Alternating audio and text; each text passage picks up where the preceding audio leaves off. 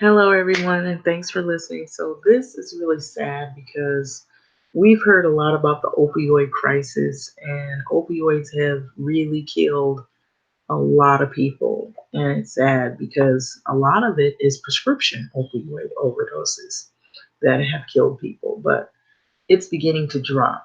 But not to look at it as a good thing, the fact that it's dropping because of the fact that now we have something taking its place. It would be good if all of it stopped and we didn't have any of this. But unfortunately, another chemical is taking the place of opioid deaths. It is fentanyl, and fentanyl deaths are skyrocketing. And so I believe it's somehow connected to opioids in some way. So this was out of USA Today. It's really scary because you wonder what are they doing to stop all of this? Because I don't know if it's a situation that it's just as out of control as the opioid crisis, and so it was at first you would hear a lot about prescription opioids because at first I thought it was like street drugs, and some of it is like street drugs now, but now fentanyl is like really deadly. And I just saw an article where they said fentanyl is so deadly. I think there was an article saying that if you even come in contact with it by touching it, you could die. It's that deadly, it's that potent. And so this is Garrett Green, who takes opioid medication for pain management and has struggled to find effective treatments. And so Crystal Vander Waite and Jasper Colt out of USA Today. So people are actually addicted to this through pain medications. And that's so sad because it's like you think you're trusting these doctors, but a lot of them have been making money off of these people basically succumbing to this drug. So overdose deaths last year dropped for the first time in nearly 3 decades, according to the report this week from the Center of Disease Control and Prevention. But this provisional data here, it shows that still subject to change when final numbers are released later this year.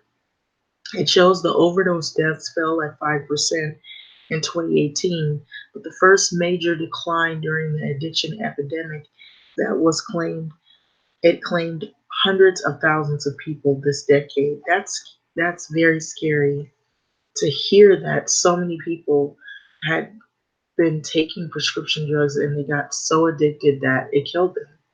And then some of it was so to the points that they're even getting it from people on the street, which opens the door for this other drug.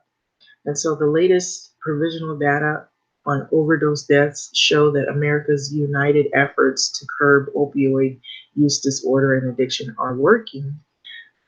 Health and Human Services Secretary Alex Azar said this in a statement. So lives are being saved and we're beginning to win the fight against this crisis. So they say. But that's not what this is saying down below. People are dying of opioid overdoses not knowing that they have taken opioids.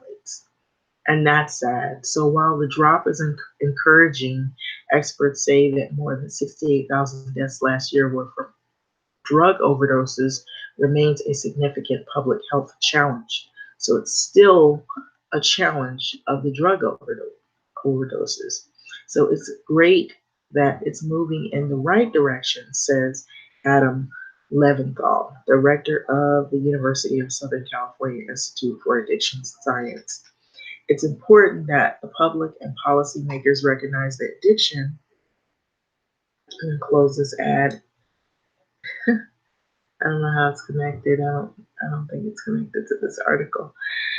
But it goes on to say, unfortunately, still alive and well, it's just shifting. So here's the bad news. Prescription opioid painkillers, long blamed as the root cause of the crisis, are fading as a cause of the drug overdose deaths.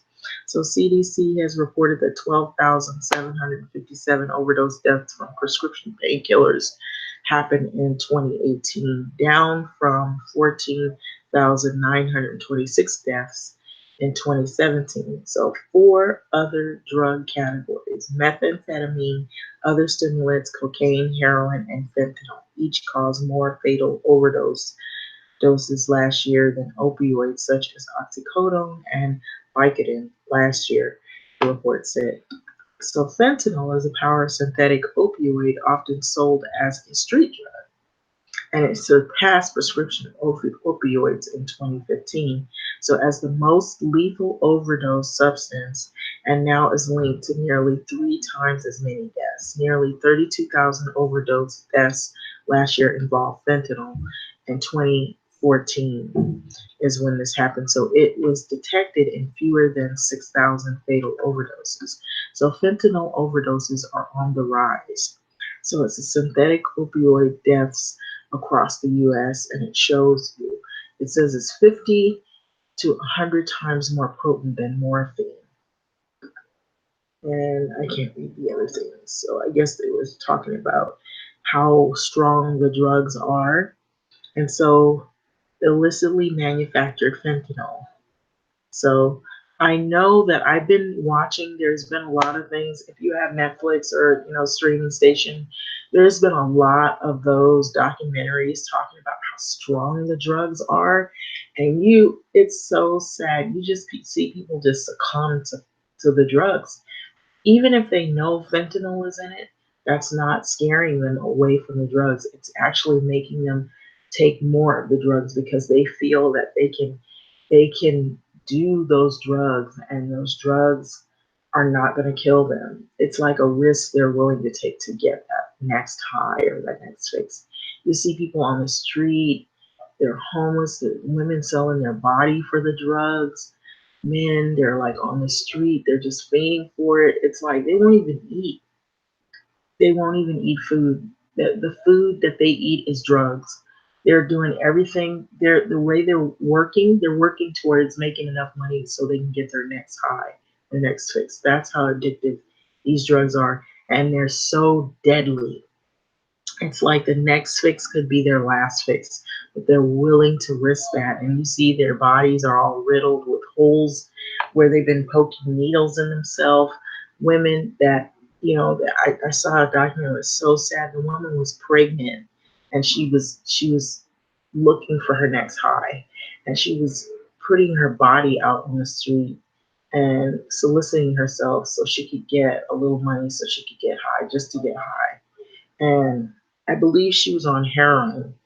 And then I saw one, and this is right in Washington. Shame on these people out there. And they're doing all this stuff about talking about how they're going to do all these things in these communities. And you got people right in Washington, D.C. that are on PCP.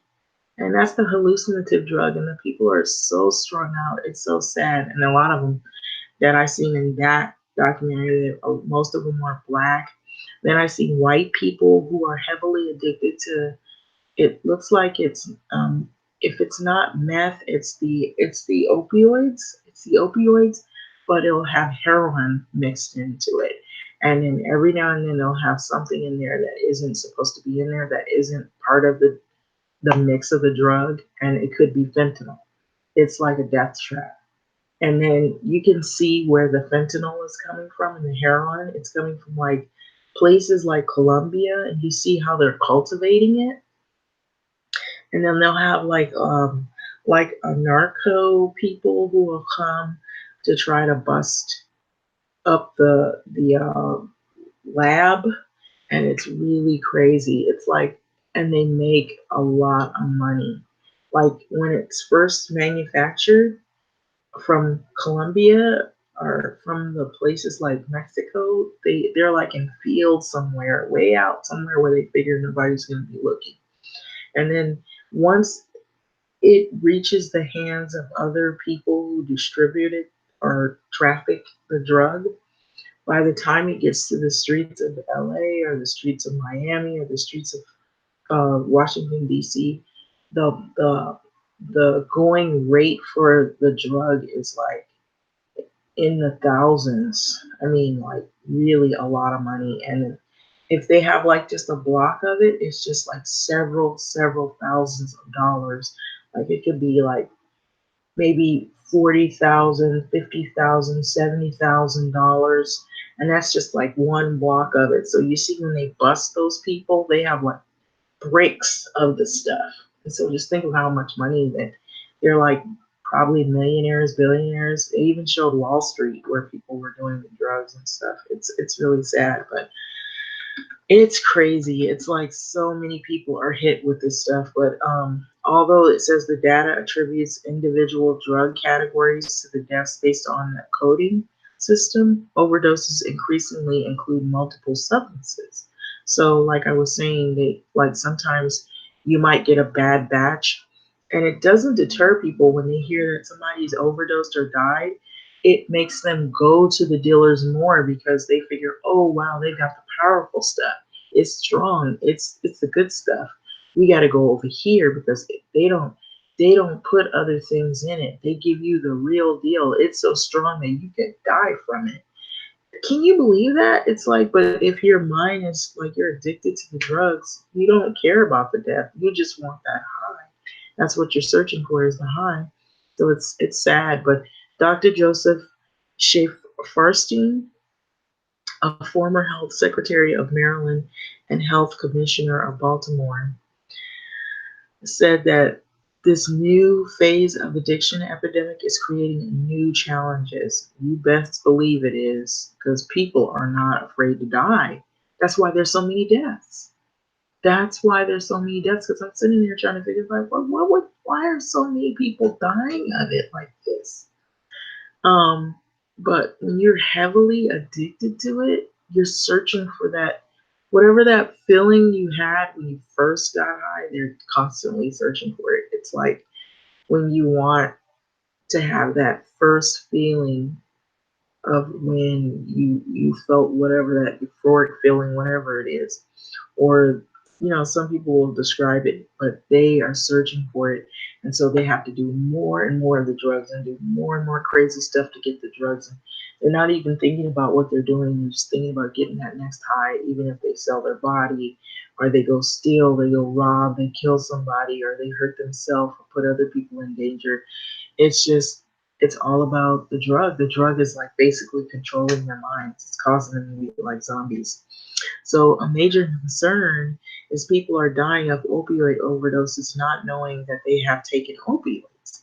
That's the sad part, because there were people that were prescribed these drugs thinking that they're just a regular painkiller, but they have something that is so addictive in it that you cannot kick the habit. And so these people keep wanting that. Oh, I need this, I need that, I need it, whatever that feeling was, no more pain, and then now you're addicted to it. And so Shaverstein said vice dean at John Hopkins Bloomberg School of Public Health, they think they are getting cocaine and they think they are getting methamphetamine. People might not have Narcan handy because why would they? Why would they need it?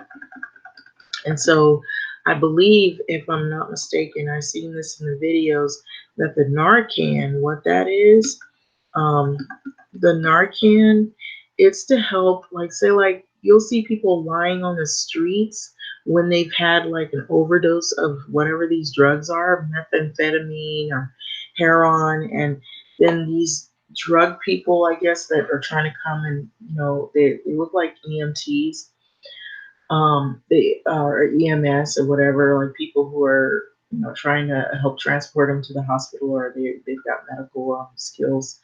So they give them this pen or whatever, shoot them with something so that they can get rid of the high or get rid of that whatever it is that's knocked them out, try to bring them back. It's so sad, and you see people laying on the street and everything. It is really sad. Well, that's what I've seen in the documentaries, but it's so graphic and so sad. The federal government and the state health departments have spent millions to purchase opioid overdose reversal drug called naloxone or Narcan. Yeah, that's what it's called. That's what they said it was. And in the documentaries, I saw the people, they were administering it to the people to try to bring them out of that stupor, that basically that overdose that they have. It instantly takes away that whatever they could die of. So the brand name for the nasal spray version is it's called Narcan, and the naloxone is reverses the opioid overdose if administered in time. If they get to you in time, or a person that has overdosed, it can reverse that effect right away and bring that person out of there so that they could save their life, possibly. But it does not counteract other drugs such as cocaine and methamphetamine. That's the sad part. So if they've done more than the whatever the drug, and what's been happening now is people have been mixing drugs. They've been doing more than one drug at a time, and so it makes it harder to bring people back out of that low overdose. So the federal government also has sought to expand access to medication-assisted treatment drugs. It's called buprenorphine and naltrexone and the methadone to wean people off opioids. And so they're trying all kinds of methods to get people from this addiction. So the addiction crisis in America is not solved. You think? From what I've seen, it isn't solved at all.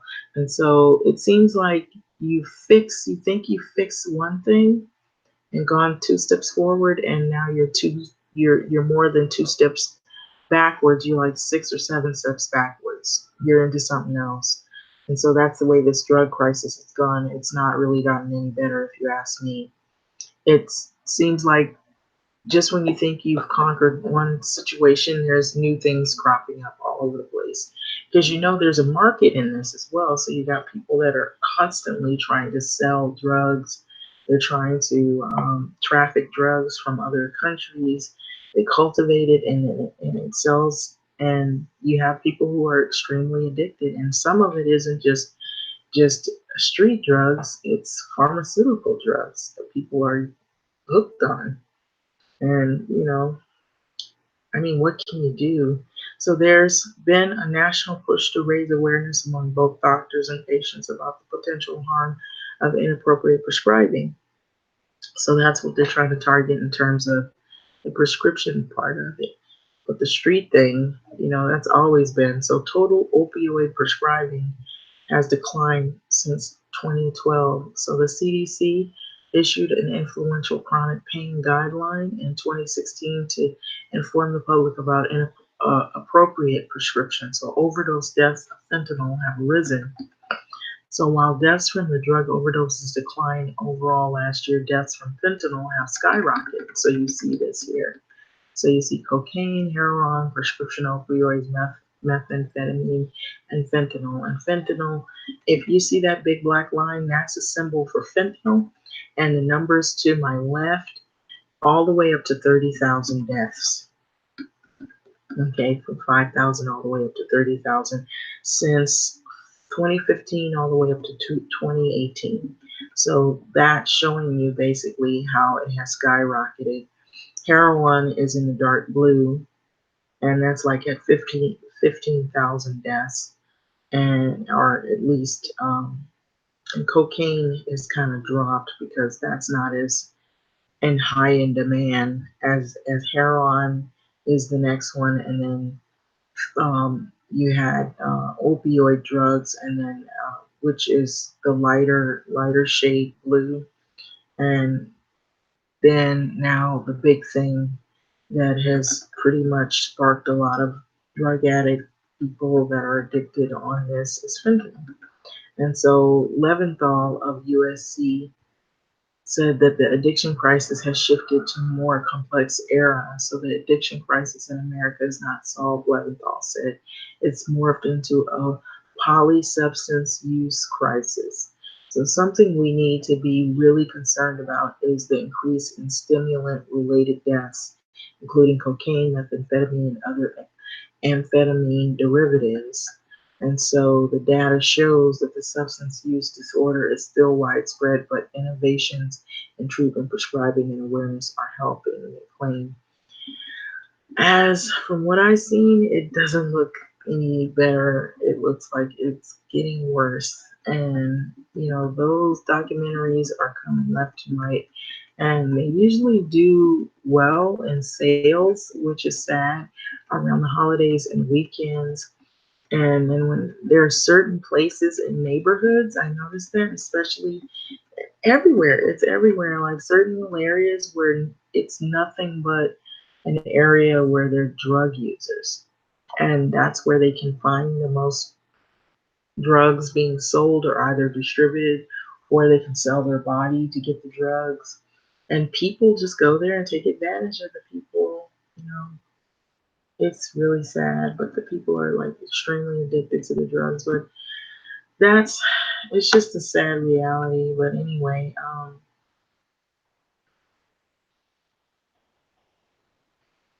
so I don't know.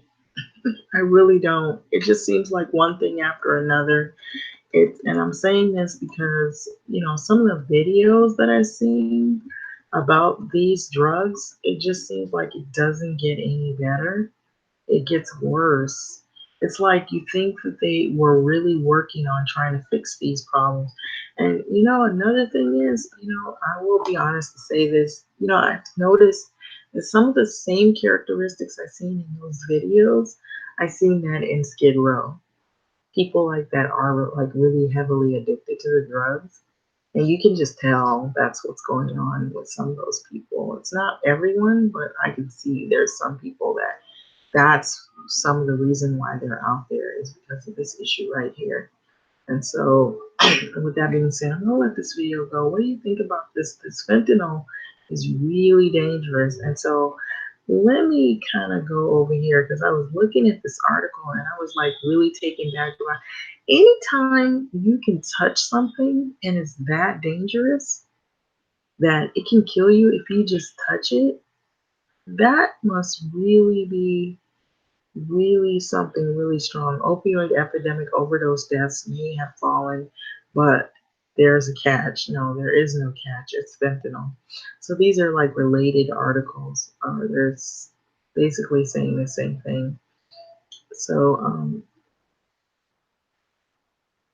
if the one I was looking at, it had to do with actually touching fentanyl.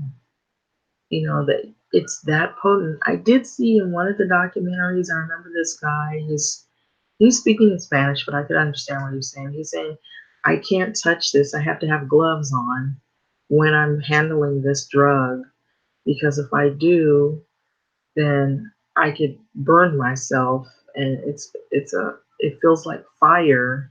And I was like, oh my God, it's that strong. And just think of somebody putting that in their veins or in their nose or they're snorting it. I mean, that is crazy. But anyway, I guess I'll let this video go. It's just too much, like thinking about that. But in hindsight, yeah, can touching fentanyl really kill you? Live science. So April, um, what does it say? Okay, so this was the article as well. I guess I'm just kind of adding to it because I was like, I've seen some of these shows where people are like putting it, they're handling it in a delicate manner. Is it almost like they're handling a bomb? And so it says in April, the TV news program 60 Minutes aired a report about fentanyl. Okay. And so this is how dangerous this drug is. It's a synthetic opioid much more potent than heroin that's been implicated in thousands of overdose deaths in the US. And during the segment, Justin Herdman, a U.S. attorney in Cleveland, wore gloves as he showed journalist Scott Pelley seized bags of fentanyl and carfentanil. And so also spelled carfentanil or carfentanil, an even stronger analog of the drug in their powder form. So if you touch this stuff, it could kill you. If you touch this stuff, it could kill you? Cully asks. Herdman replies, yes. So I saw a video where the guy, he was talking in Spanish, and so I'm basically saying in English. He said that it was so dangerous that if you touch it, you could die. And he says you can feel it burning. Like if you even get too close, it feels like fire. And so he says that's a reason. I'm reading the article here. It says there's a reason we have the medics standing by Scott.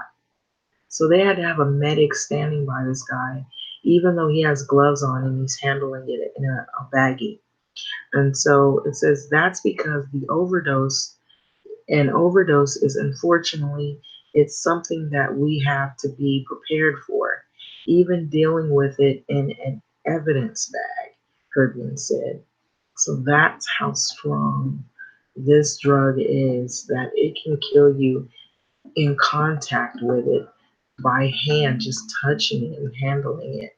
So fentanyl is highly potent, but to experts in the medical community, the segment was a misguided claim about the danger or simply being in the same room with the drug. So Dr. Ryan Marino, a toxicology um, fellow who specialized in emergency medicine at the University of Pittsburgh's School of Medicine, recently started using the hashtag WT fentanyl to call out such news stories that promote fentanyl myths. So some people say that there's some myths about fentanyl. So let's go into this. So I just hope that people can use a little more critical thinking when we told live science. Okay. So, despite occasional news stories about police officers and other first responders experiencing ill effects or needing Narcan, an opioid antidote after exposure to fentanyl, Marino said he doesn't know of any verified medical cases of the first responder testing positive for fentanyl through mere skin contact or being in the vicinity of the drug. Now, that's a little far fetched, being just near it. What I saw was people who handle it. If they get it on their skin, that it could go into the pores of the skin and then cause something to happen to you.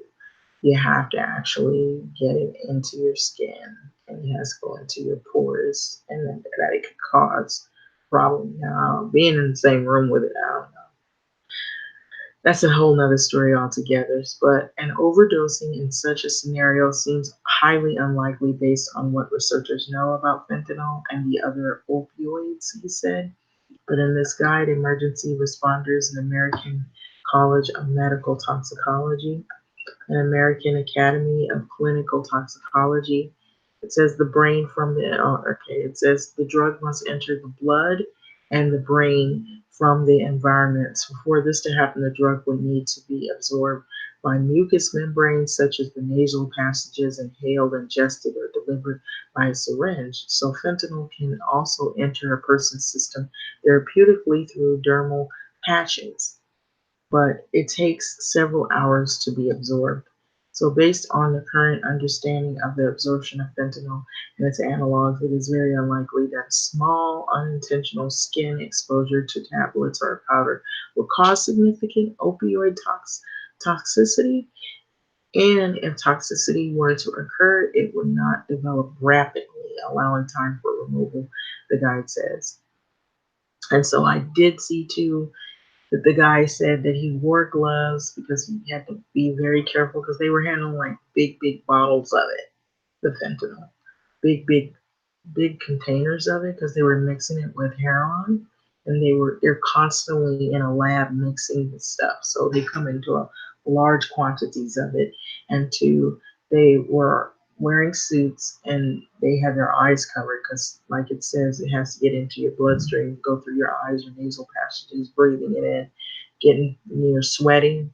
And they're out in those fields and their pores are open and stuff entering into the skin, and therefore that's where they feel the effects. Even though they can rinse their skin off, but if you're handling big quantities of it and getting it all over you, and then what do people tend to do when they're hot and sweaty? Rub their face, rub their eyes. So you're getting it in your eyes and in your nose, in your mouth.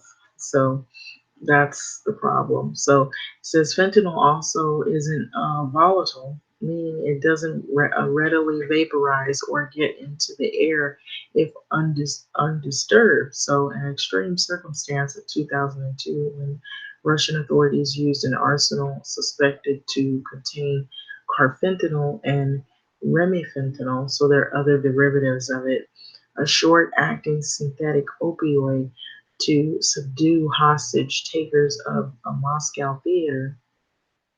More than 100 people were killed due to exposure to its gas. So, however, AACT guide also notes that an optimized airborne dispersal device is unlikely to be encountered in a local event. So, in December of 2018, an article in the health news publication Stat Medical Toxicologist Doctors Louis Nelson and Jean Marie Perroni noted that immediately following the 2002 incident, rescuers wearing limited or no protective equipment carried the victims from the theater but weren't affected by the opioids. So passive toxicology or toxicity makes even less sense in conventional drug use settings where other individuals are present and unaffected, Nelson and Peroni wrote.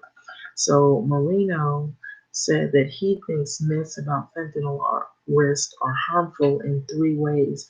First, misguided fear over the drug may further stigmatize drug users and prevent people who overdose from being resuscitated or getting the care that they need. There is a genuine opioid crisis with rising deaths among drug users being attributed to fentanyl. Overdose is a time sensitive condition and delaying treatment can be fatal. So, second, first responders who start feeling ill at the scene of an overdose or a drug call might not be getting appropriate care and support. So I don't want to say that the symptoms that they are having aren't real, Marino said, but often the symptoms do not match up with overdoses. And it's possible that they are instead experiencing a nocebo okay, effects, a negative counterpart of the placebo effect, a pain attack, a panic attack. So the symptoms of opioid toxicity are slowed breathing, decreased consciousness, and very small pupils. So third myth, the illicit fentanyl might create unnecessary fear about the legitimate uses of the drug. Fentanyl is commonly administered in hospitals to alleviate extreme pain for people with broken bones. For example, Marino said drugs handled frequently by pharmacists, surgeons, nurses, anesthesiologists, without negative and passive side effects that are being reported in the news stories. So, in Guy that Marino made, the first responders, he wrote, that proper precautions such as wearing gloves, washing hands, skin exposed to fentanyl with water, not with alcohol-based hand sanitizers, which could increase absorption, can help to protect them from exposure of the drug. If increased, it says increased absorption can help to protect them from exposure of the drug. If desired, wearing N95 mask in situations where there is extreme air movement can also reduce the risk of exposure, he said. So the article was updated and included information about fentanyl transdermal patches. Okay, so what I did see is that people who handle large quantities of this do not want to put their hands on it because of fear that it will get in their pores of their skin or that it will burn them or it will get in the pores of their skin, get in their eyes because it's powder. What do powders do? They get fly everywhere. If you drop it, it can get in your nose. You don't know if you've washed it all off. You can rub it in your eyes and rub it in your mouth by accident. And so that's the reason why when in these videos that I have seen people handling this type of drug, they're wearing gloves or they're suited up and they have like these goggle things on because your eyes kind of lead to your brain and everything else, your bloodstream and all of that. And so still there's a lot of fear out there. I wouldn't test not wearing anything just because of what somebody's saying, because once you're involved in this, it doesn't look like it's good.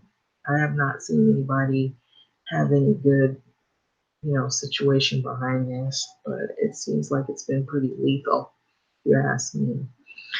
Well, with that being said, um, I'm gonna let this video go, but it's just really scary. So I'm gonna let it go on this video right here. Yes.